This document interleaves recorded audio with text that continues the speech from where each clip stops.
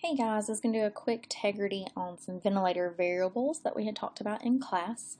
So there are three phases to our vent. It's the trigger, limit, and cycle. So you can see here A right there is our trigger. So that's when inspiration begins. So usually it's like the patient has triggered the vent saying, oh, hey, I need to give them a breath.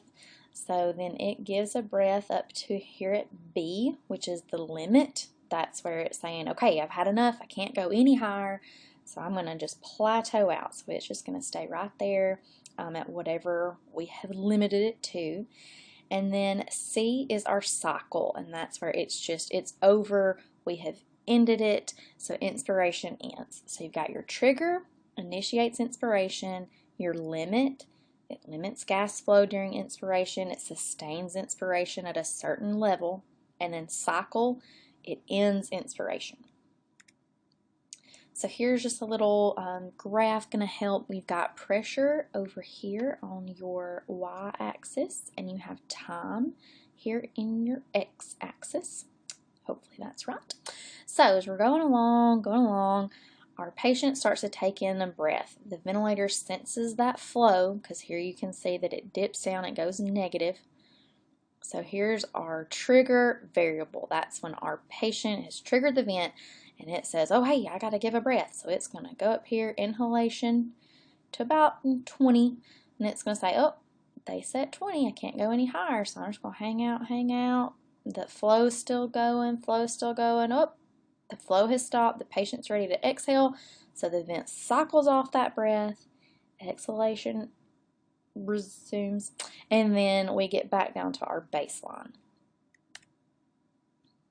Okay, so some more ventilator variables that we have are the controls. So that's what we can control. It's what we set. So it can be a pressure, volume, flow, or time. So you can see here in the pressure control here, we have got inspiration. So it goes up, it hits that 30 of pressure, it plateaus off, it cycles, and expiration happens, and we're back down to baseline. Notice it has the square waveform. If we're controlling our volume, we've got our volume. That doesn't actually have any on there, but say, okay, we've set our volume at 500 tidal volume. So we've got to 500. We're going to limit. We're not going to go higher than that. Oh, we feel that the patient's stopping their flow. So we are doing expiration back down to baseline. And those are going to be the ones that you probably have to worry about the most. Okay, so non-invasive ventilator modes.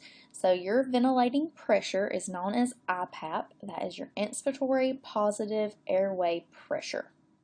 And that is just going to be the change in pressure that is above the EPAP, the expiratory positive airway pressure. I sometimes call it PEEP, just because to me it's the same thing, and I will try to stop that so I don't keep confusing everybody. So you have here a little graph. You've got your normal breathing. Again, you got your pressure on the y-axis, time on the x-axis. So you have your normal breathing, your tidal volumes here. You're just kind of trucking along. You're doing good. When something happens, you got to go to some CPAP. So we've given you a little bit more pressure so that we can increase those tidal volumes, get that pressure going, open up that alveoli here. And then you're still not doing too hot, so we have decided to put you on bi-level positive airway pressure, or BiPAP. So now we have set, oh, there it is. We have set our EPAP, our expiratory positive airway pressure. So our pressure is always going to stay right here. And then we are going to set our IPAP, our ventilating pressure, the inspiratory positive airway pressure. So whenever we're doing a breath, we're going to pop up and go get that pressure, come back down, go get that pressure. Okay. So our breaths are usually going to be pressure limited and flow or time cycled in non-invasive ventilation. So what does that mean? We're going to say that our patient has triggered the vent. So our patient triggers that they need a breath.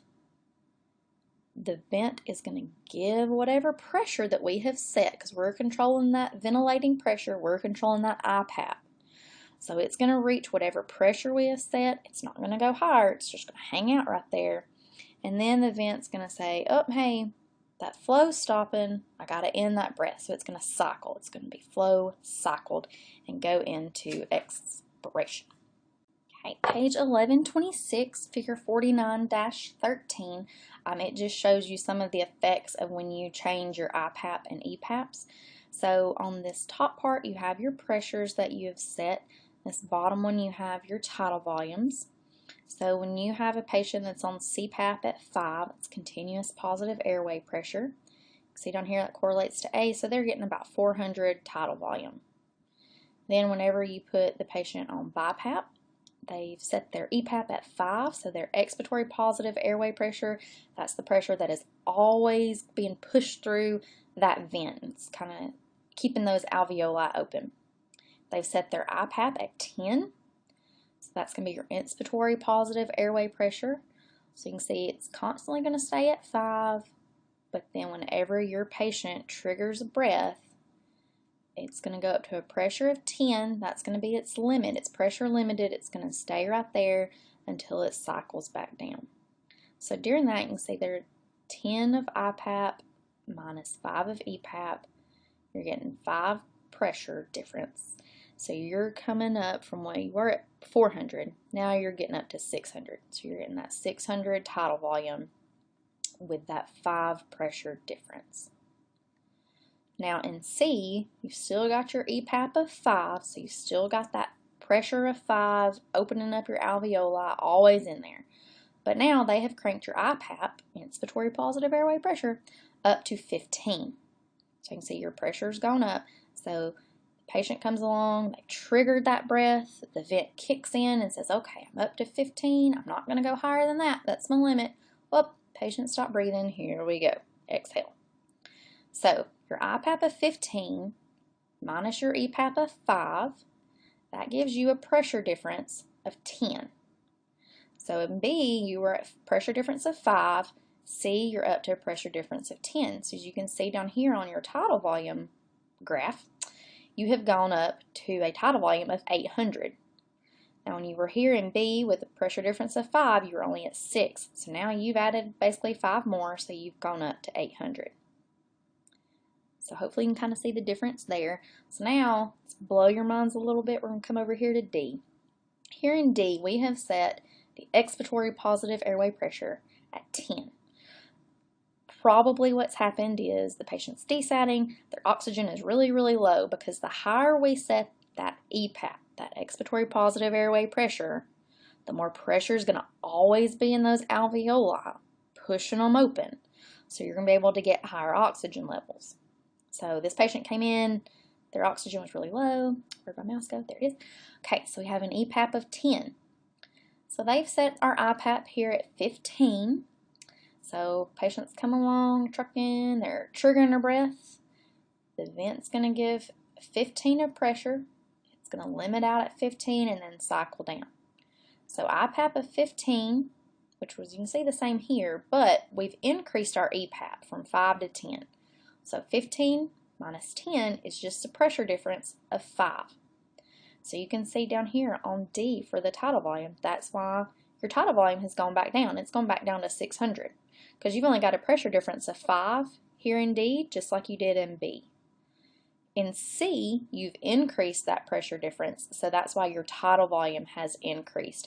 So the bigger difference between IPAP and EPAP, you'll get a higher tidal volume, which will really increase your minute ventilation as well. That's going to be important later when we talk about settings.